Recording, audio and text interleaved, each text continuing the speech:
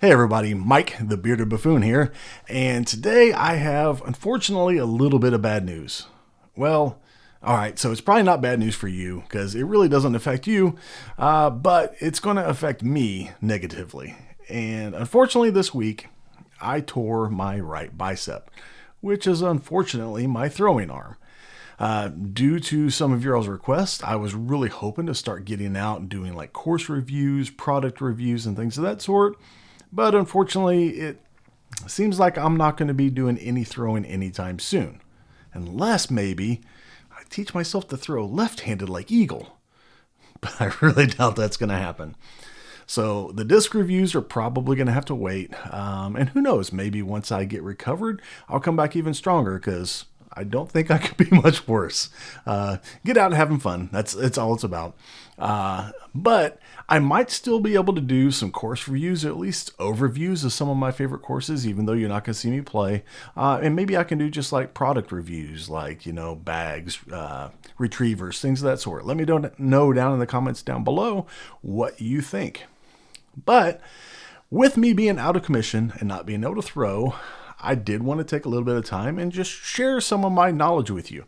Actually, when I made this channel, one of the first things I wanted to do was have a channel where I could share my knowledge on certain subjects with, whoever decided to follow me. It was gonna be something like, hey, I want to teach you how to change your oil, do some basics around the house, just anything that I have some sort of knowledge on, I just wanted to share. So today's video is going to be a little bit different, and I want to talk about just general camera gear. That is one of the things. I've always kind of been a techie person, and if you're looking at getting into your own YouTube channel, if you're wanting to do something like this, if you want to get into vlogging and everything, there are three primary areas that I would recommend concentrating on. First, being your audio. Second, being your video. And third, being your lighting. I'll tell you right now, audio is key. I don't know how many times I've watched a quality produced video with the crappiest audio because they don't have the right windsock on it, they don't have the gain set right, they're not using the right microphone for the setup, and I just cannot bring myself to watching the video because the audio might be so horrible.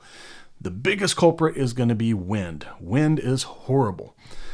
So previously, I really kind of dove into the whole audio thing because I was doing podcasts with friends. I was guests on shows and stuff. And I got myself a big old dynamic mic like this guy right here. This is the Shure MV7X. This is the type of microphone that you see a lot of people that have a boom arm and it's sitting right here like this. It's an incredible microphone. Unfortunately, though, I just didn't want that look. I mean, at that same time, I also, I was wearing headphones. And that definitely gives you a certain aesthetic, and it kind of gives you that, podcaster feel, but I like having a more open area, so I really wanted to change up my microphone setup. Something like this, just to give you a little bit of information, this is what they would call a dynamic microphone. So it gives you that really nice warm tone like you would, hear on the radio. The thing with a dynamic microphone, and what a lot of people don't really realize about a lot of microphones, is your proximity to the microphone really matters. So a microphone like this, you would typically have right up here just like 2 to 6 inches max from your mouth. It does really good at rejecting outside noise, like keystrokes on your keyboard. If you don't have a really well, soundproofed or at least sound treated room, you can hear a lot of echoes and things. It rejects off axis, speech. So if you're talking directly into it, you would probably be fine. But the minute you would turn and talk to the side, you would really get a lot lower volume on everything. So you really needed to have this there. So when you see people that have these in their shot, it was because this is really how it works best. I just wanted to get away from that, so I decided to step into the world of a different microphone. Actually, just to show you a little bit of difference on microphones, I have 3 recording right now. So I have the microphone on the camera. So as I'm talking to you right now, I'm going to be having the audio play from the camera. So this is the onboard microphone. The disadvantage of an onboard microphone for most cameras is it is a omnidirectional microphone. So it picks up noise and sounds from everywhere. You get a lot of echo, you get a lot of background noise, you just get a lot of extra sound that you don't need. The second type of microphone you're listening to right now is going to be an onboard microphone, but it's external. So it's something mounted to the camera, but it gives you an external mic. And in this case, I'm using a Rode Micro, which has a shock mount, so you don't really hear bumps or anything. And it is pointed directly at me. This is going to be a condenser style microphone, so it picks up a lot more of the range in your voice. But one of the problems I have here is it is a pretty good ways away from me. So you don't really get that nice booming, fuller sound when the microphone is a little ways away. It does pretty decent at rejecting off-axis, noises and sound. So if I were talking into the side of it, you're typically not going to hear it. You're not going to hear me quite as strong as you would. So it is a really good quality microphone, but you do have to keep it pointed directly at you. If you were vlogging and you had the microphone aiming away from you, and along with whatever you're filming, you're on the backside, it's going to be really muffled. The third microphone that you're going to be listening to is going to be the microphone you're listening to right now, which I have just out of the view of the frame right here. It's actually about that far away from my mouth, but I have it just out of frame. This is another condenser style microphone, shotgun style microphone. This is the Rode Video Mic Go 2. It can plug in via a 3.5mm jack, or it can go USB directly into your computer. The thing I really like about this is it does have a nice full rich sound. Not quite as full and rich as this, but depending on how you tweak it, you could actually get it up here by your mouth like this, and really get a lot of that sound too, and not have a lot of background noise. So this is actually my preferred go-to, but I just wanted to show you a couple of other options just so you can hear the difference. For the rest of the video, this is going to be the microphone we're using, because right offhand, I'm not sure what the other two sound like, but I can't imagine they're as good as this thing. The nice thing about this microphone too is it's not a really expensive microphone. You can attach it to a boom, USB, 3.5mm jack. You're looking at sub $100 for a quality sounding microphone, and you're not going to get a ton of echo depending on how you have it set up. So audio, definitely something you really want to pay attention to. And then from there, I want to talk to you guys about the camera itself. When I first started doing some videos, I had things like this little guy here. This is an Elgato face cam. This is actually a incredible quality webcam. You can do a lot of things like adjusting shutter speed and ISO and things like that. But when it comes right down to it, it's still just a webcam. There's no audio, which, as we've already discussed, isn't a big deal because you typically want to have your own audio separate, but you're stuck to having this on your computer and that's it. It's not really portable. I have since upgraded to the Sony ZV-1F. So it is just a little vlogging camera. It's got almost a perfect field of view, so you can get a nice full wide angle here, but I'm still a little ways away from it, so I can get everything I need in the picture.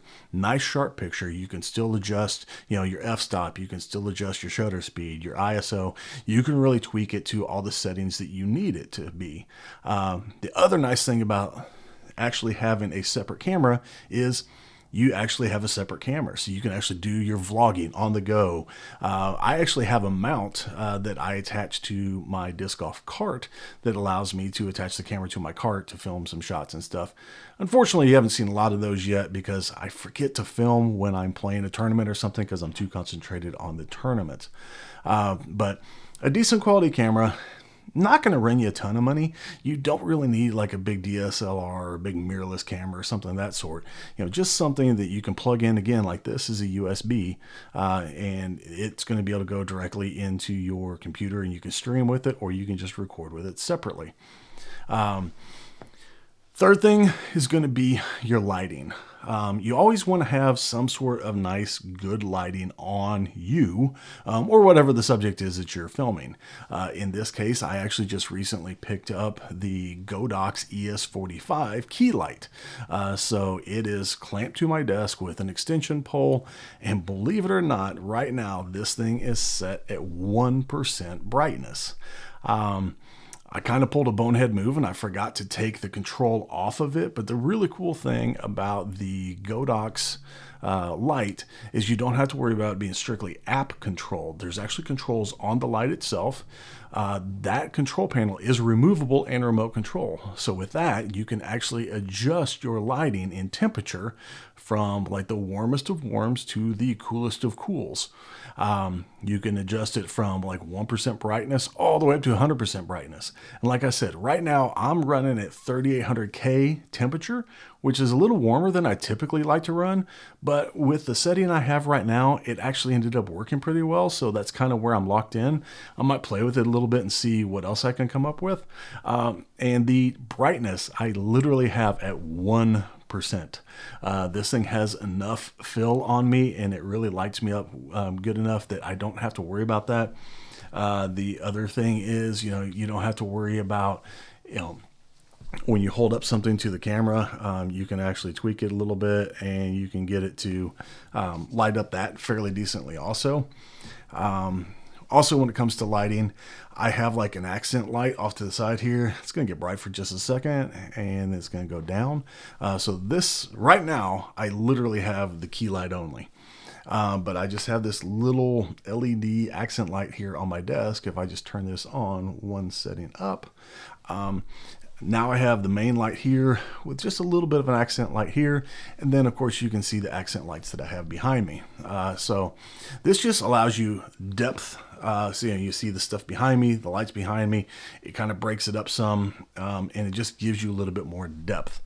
One of the things I did forget to mention on the camera though is, if you guys watched my last video when I was doing all the 6-claw stuff, it looked like I had a filter on.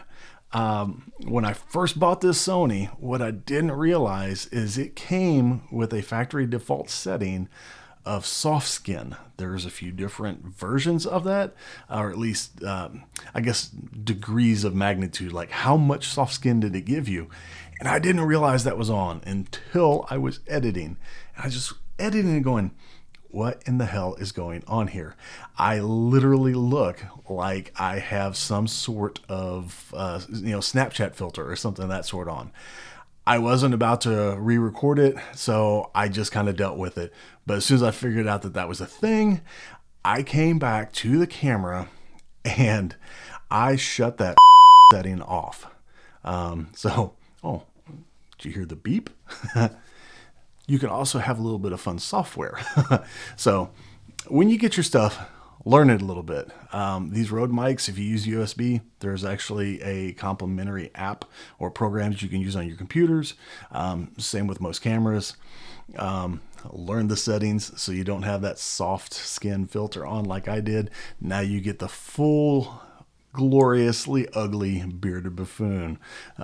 So guys, this is just something I wanted to kind of share with you, just a little bit of a knowledge dump regarding the products that you can get. It doesn't have to be expensive. You just want to, do a little bit of research. And if you have any questions, feel free to hit me up in the comments down below. So also remember, hit me up in the comments down below on what you would like to see from me while I'm going to be waiting and while this right arm is going to be healing. Course reviews, course overviews, simple product reviews. Do have a couple Squatch bags that I'd be happy to go over. So just let me know what you think. So guys, I'll catch you guys later.